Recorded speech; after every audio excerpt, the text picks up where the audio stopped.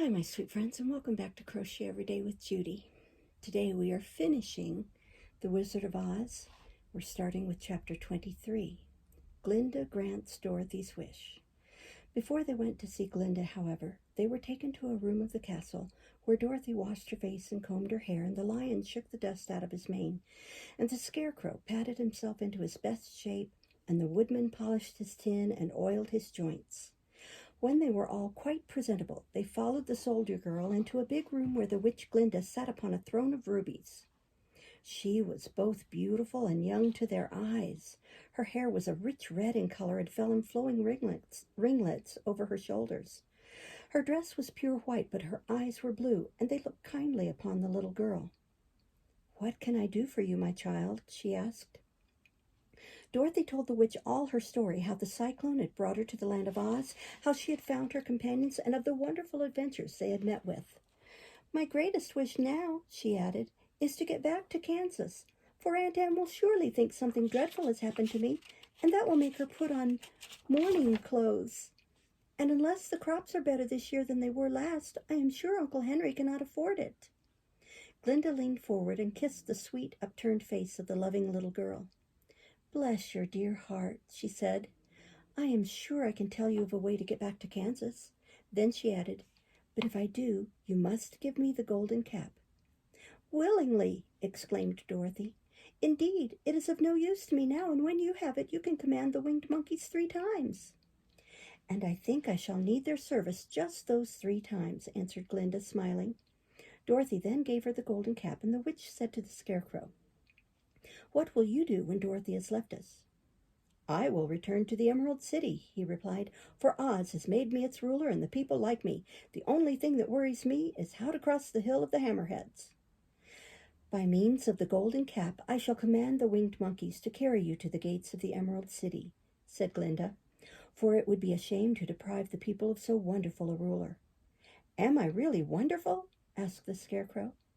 "You are unusual," replied Glinda. Turning to the Tin Woodman, she asked, "What will become of you when Dorothy leaves this country?" He leaned on his axe and thought a moment. Then he said, "The Winkies were very kind to me and wanted me to rule over them after the Wicked Witch died. I am fond of the Winkies, and if I could get back again to the country of the West, I should like nothing better than to rule over them forever." "My second command to the winged monkeys," said Glinda, "will be that they carry you safely to the land of the Winkies. Your brain may not be as large to look at as that of the Scarecrow, but you are really brighter than he is when you are well polished, and I am sure you will rule the Winkies wisely and well." Then the witch looked at the big shaggy lion and asked, "When Dorothy has returned to her own home, what will become of you?" "Over the Hill of the Hammerheads," he answered, "lies a grand old forest, and all the beasts that live there have made me their king. If I could only get back to this forest, I would pass my life very happily there." "My third command to the winged monkeys," said Glinda, "shall be to carry you to your forest. Then, having used up the powers of the golden cap, I shall give it to the king of the monkeys, that he and his band may thereafter be free for evermore."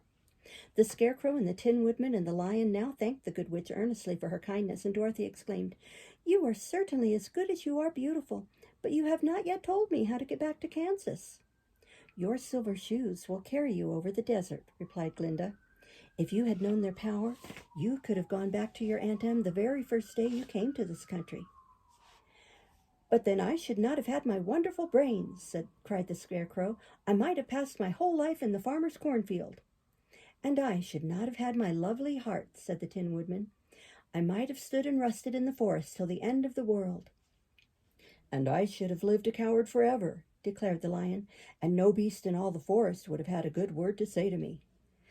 "This is all true," said Dorothy, "but I am glad I was of use to these good friends, but now that each of them has what he most desired, and each is happy in having a kingdom to rule beside, I think I should like to go back to Kansas." "The silver shoes," said the good witch, "have wonderful powers, and one of the most curious things about them is that they can carry you to any place in the world in 3 steps, and each step will be made in the wink of an eye. All you have to do is to knock the heels together 3 times and command the shoes to carry you wherever you wish to go." "If that is so," said the child joyfully, I will ask them to carry me back to Kansas at once." She threw her arms around the lion's neck and kissed him, patting his big head tenderly. Then she kissed the Tin Woodman, who was weeping in a way most dangerous to his joints. But she hugged the soft, stuffed body of the Scarecrow in her arms instead of kissing his painted face, and found she was crying herself at this sorrowful parting from her loving comrades. Glinda the Good stepped down from her ruby throne to give the little girl a goodbye kiss, and Dorothy thanked her for all the kindness she had shown to her friends and herself. Dorothy now took Toto up solemnly in her arms, and having said one last goodbye, she clapped the heels of her shoes together 3 times, saying, "Take me home to Aunt Em." Instantly she was whirling through the air, so swiftly that all she could see or feel was the wind whistling past her ears. The silver shoes took but 3 steps, and then she stopped so suddenly that she rolled over upon the grass several times before she knew where she was. At length, however, she sat up and looked about her. "Good gracious!" she cried, for she was sitting on the broad Kansas prairie, and just before her was the new farmhouse Uncle Henry built after the cyclone had carried away the old one. Uncle Henry was milking the cows in the barnyard, and Toto had jumped out of her arms and was running toward the barn, barking joyously. Dorothy stood up and found she was in her stocking feet, for the silver shoes had fallen off in her flight through the air and were lost forever in the desert. Chapter 24, Home Again. Aunt Em had just come out of the house to water the cabbages when she looked up and saw Dorothy running toward her. "My darling child," she cried, folding the little girl in her arms and covering her face with kisses. "Where in the world did you come from?" "From the land of Oz," said Dorothy gravely, "and here is Toto too, and oh, Aunt Em, I'm so glad to be at home again." The end. Thank you for listening, and we'll start next time with another book. Bye-bye.